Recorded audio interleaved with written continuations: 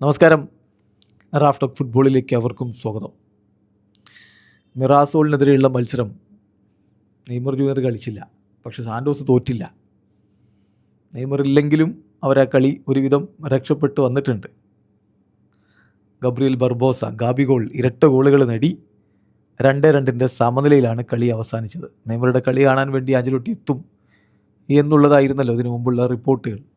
പക്ഷേ നെയ്മർ മത്സരം കളിക്കണ്ട എന്ന് തീരുമാനിക്കുകയായിരുന്നു. ഇപ്പോൾ നെയ്മർ പറയുന്നു, താൻ എന്ത് ചെയ്താലും വലിയ കുറ്റമാണ്, എല്ലാവരും തനിക്കെതിരെ ഓരോ കാര്യങ്ങൾ ഇങ്ങനെ പടച്ചു വിടുകയാണ് എന്നാണ് അദ്ദേഹം പറഞ്ഞത്. അദ്ദേഹം ഇൻസ്റ്റാഗ്രാമിൽ ഒരു വീഡിയോ തന്നെ പങ്കുവെച്ചുകൊണ്ടാണ്, എൻ്റെ സ്റ്റോറിയിൽ ഒരു വീഡിയോ തന്നെ പങ്കുവെച്ചത്. അദ്ദേഹം തന്നെ വന്ന് പറയുകയാണ്,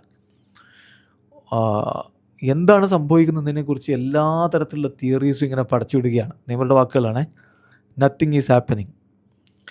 ഇപ്പോൾ പരിക്ക് പറ്റിക്കൊണ്ട് ഞാൻ കളിക്കുകയാണെങ്കിൽ ഞാൻ ചെയ്തത് തെറ്റ്, ഞാൻ എന്നെക്കുറിച്ച് ചിന്തിക്കുകയാണെങ്കിൽ ഞാൻ ചെയ്ത തെറ്റ്, ഞാൻ റെസ്റ്റ് എടുത്താൽ ഞാൻ ചെയ്ത തെറ്റ്, ഞാൻ വേദന സഹിച്ചുകൊണ്ട് കളിച്ചാൽ ഞാൻ ചെയ്ത തെറ്റ്, എല്ലാവരെയും സന്തോഷിപ്പിക്കാനൊന്നും പറ്റില്ല എന്നാണ് നെയ്മർ വീഡിയോയിൽ വന്ന് പറയുന്നത്. താൻ എന്ത് ചെയ്താലും തെറ്റെന്ന് പ്രചരിപ്പിക്കുകയാണ് എന്നാണ് ഇപ്പോൾ പറയുന്നത്.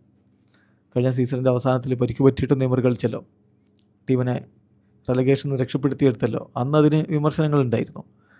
ഇപ്പോൾ പരിക്കിൻ്റെ ചെറിയ ആശങ്കകളുള്ളപ്പോൾ കളിക്കാതിരുന്നപ്പോൾ വേറെ വിമർശനം എന്നാണ് അദ്ദേഹം പറയുന്നത്.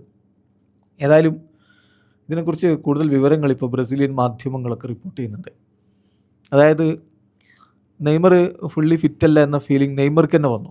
അപ്പോൾ അതുകൊണ്ടാണ് കാർലോ അഞ്ചലോട്ടി കളി കാണാനെത്തുമ്പോൾ അദ്ദേഹത്തിൻ്റെ കൺമുന്നിൽ ഫുള്ളി ഫിറ്റല്ലാതെ കളിക്കേണ്ട എന്ന് നെയ്മർ തീരുമാനിച്ചത്. നെയ്മറുടെ ആബ്സൻസ് ശരിക്കും സാൻഡോസിനെയും CBFനെയും ഒരുപോലെ അത്ഭുതപ്പെടുത്തിയെന്നാണ് ലൂക്കാസ് മോസറ്റി റിപ്പോർട്ട് ചെയ്യുന്നത്. കാരണം ക്ലബ്ബ് അറ്റ്ലീസ്റ്റ് സെക്കൻഡ് ഹാഫിലെങ്കിലും അദ്ദേഹത്തെ ഇറക്കാമെന്ന് കരുതിയതായിരുന്നു. എന്നാൽ നെയ്മർ വിചാരിച്ചു, ട്രെയിനിങ് ഘട്ടത്തിൽ ഒന്നും അത്ര പൂർണ്ണ സംതൃപ്തി നെയ്മർക്ക് വന്നില്ല.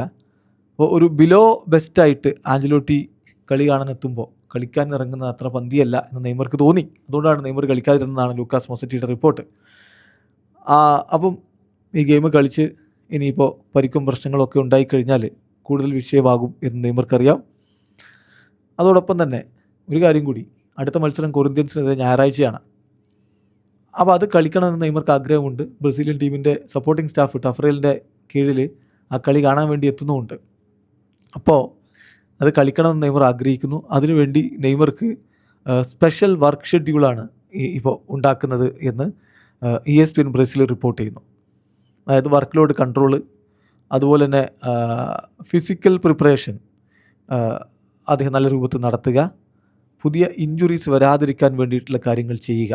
അതായത് കഴിയുന്നത്ര ജിമ്മിൽ എക്സസൈസും മറ്റുമൊക്കെ ആയിട്ട് മുന്നോട്ട് പോവുക, മറ്റ് ബോൾ വെച്ചിട്ടുള്ള പ്രിപ്പറേഷൻസ് അത്യാവശ്യമാണെങ്കിൽ മാത്രം ചെയ്യുക എന്ന തരത്തിലേക്കൊരു എഗ്രിമെൻറ്റിലേക്ക് നെയ്മർ ജൂനിയറുടെ സ്റ്റാഫും ക്ലബിൻ്റെ സ്റ്റാഫും എത്തിയിട്ടുണ്ട് എന്നുകൂടി റിപ്പോർട്ടുകളുണ്ട്. ഏതായാലും അത്ര ബെറ്റർ അല്ല ആളുടെ ഫിസിക്കൽ കണ്ടീഷൻ എന്നാണ് ബ്രസീലിൽ നിന്നുള്ള റിപ്പോർട്ടുകളിൽ നിന്ന് മനസ്സിലാകുന്നത്. റിയാലിറ്റി അതാണ്. അത് നമ്മൾ നെയ്മർ ആരാധകരൊക്കെ ഉൾക്കൊണ്ടേ പറ്റൂ. വീഡിയോ അവസാനിക്കുന്ന ഫുട്ബോൾ ലോകത്തെ കൂടുതൽ വിശേഷങ്ങളുമായി റാഫ് ടോക്സ് എത്താം.